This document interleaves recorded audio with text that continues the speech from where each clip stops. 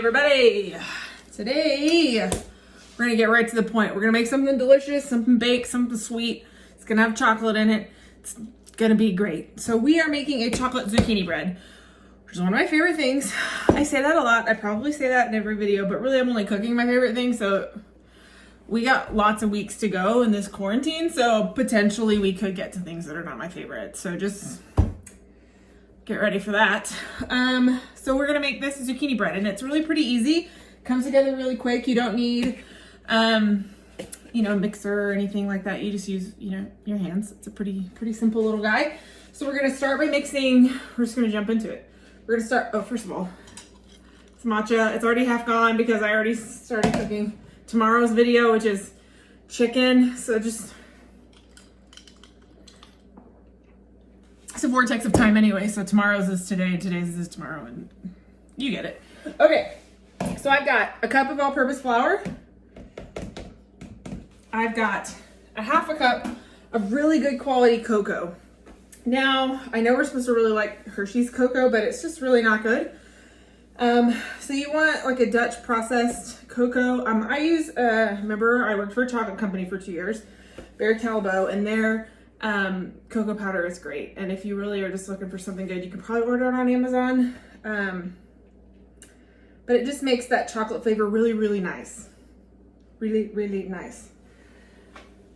If you do have not as good of a quality of cocoa powder and you want to help the flavor a little bit, you can add a little bit of like some espresso grounds or like instant coffee.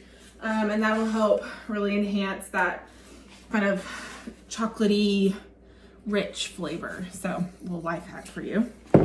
Okay, so we've got our flour and our cocoa, and the rest of our dry ingredients are just a teaspoon of baking soda and a half a teaspoon of salt. So we're just gonna give those a little bitty mixy mix,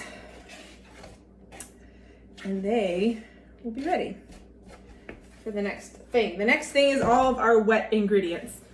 So I've got a quarter cup of melted butter and a quarter cup of vegetable oil. You could also do some melted coconut oil or any other like oil.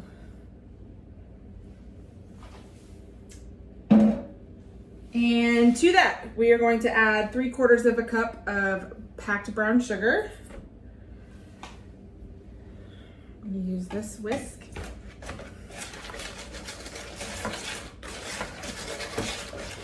Just want to get the lumps out.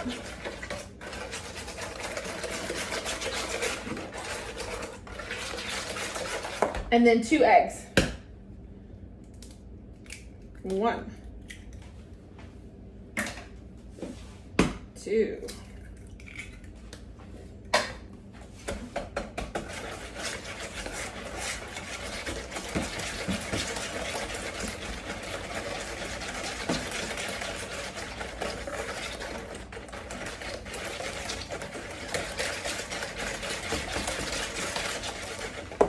Our last wet ingredient is a little vanilla, Mexican vanilla.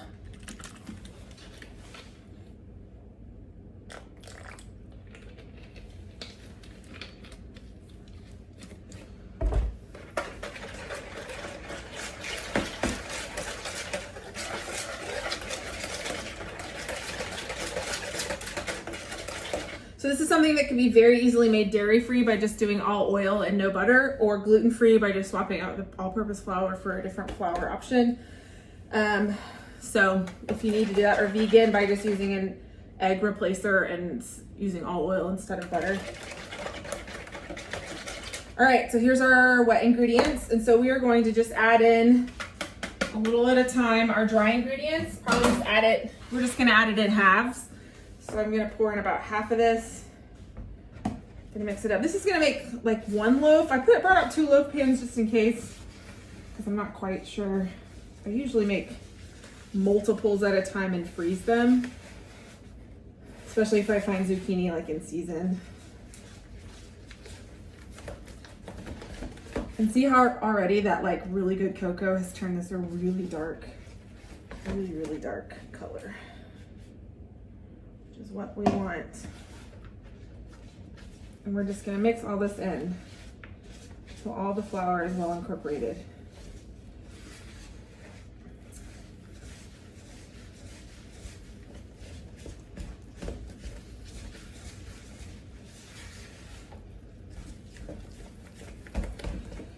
Okay, so to this, we're gonna add zucchini. Now, most recipes call for grated zucchini with the skin on, but this is just a preference thing, and I think it helps add a little bit to the texture of the zucchini bread. I puree it, so it's chunky instead of like grated or shredded. It's just a preference thing for me. I don't love the like occasional texture of the bits of zucchini. I do the same thing when I'm making carrot cake. I kind of tend to, you know, puree it a little bit. Not so it's like completely smooth, like this is still a little chunky, but just because it's a texture thing for me more than anything. Particularly zucchini, I think it imparts a little more moisture to the zucchini bread. But that's just me. So this is about 1.5 cups. Really, it's just 2 zucchini. I'm gonna fold it in. Pretty soon you won't be able to tell there's vegetables in this, so, you know, maybe the little people that live in your house, or even the really picky grown adults, won't know.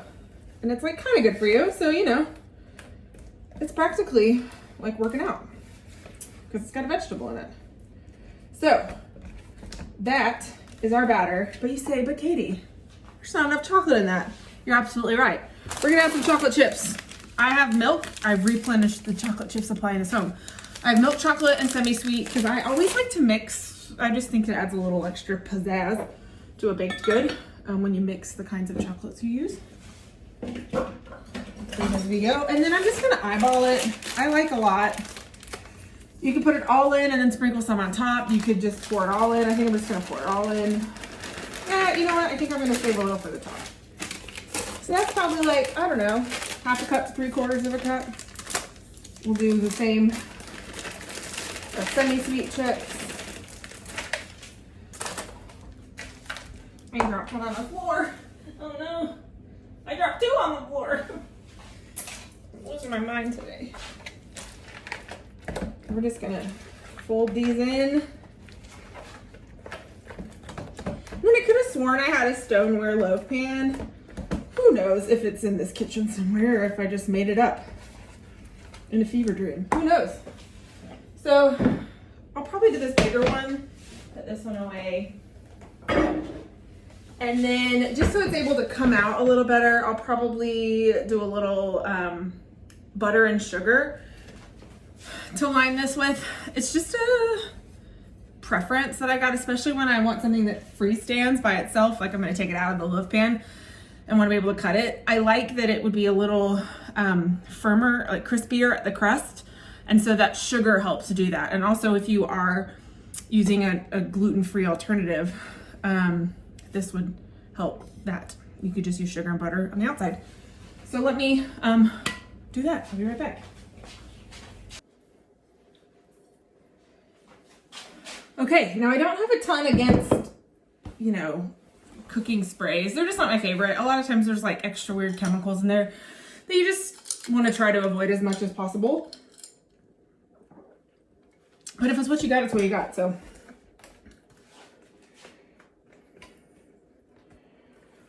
this is going to go into a 350-degree oven for about 50 minutes or until like a toothpick or skewer comes off clean.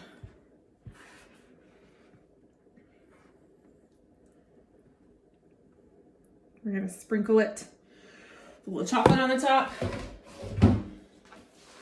Let's see. It's good. That'll do. Some extra chocolate chips on the top.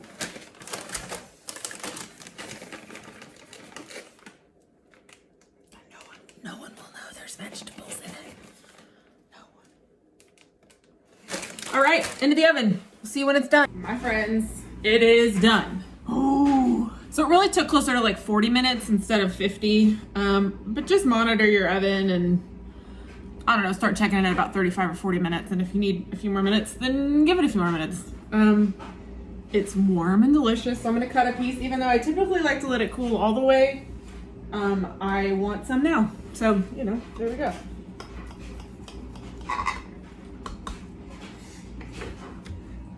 Let's see, we need a plate. I can't. Oh, it's stuck. There we go. Got it. We're gonna try to get this out. First piece is always tricky, but it's not stuck because we sugared and buttered it. Oh, it's coming. Hang on. Oh, yes. Oh, it smells so good. And here it is. Chocolate. You can't even tell there's zucchini in that. Nobody's gonna know. I mean, you're gonna really pull a fast one over on them. It's real good. So, let me know if you make this at home. And happy cooking. See you tomorrow. Bye.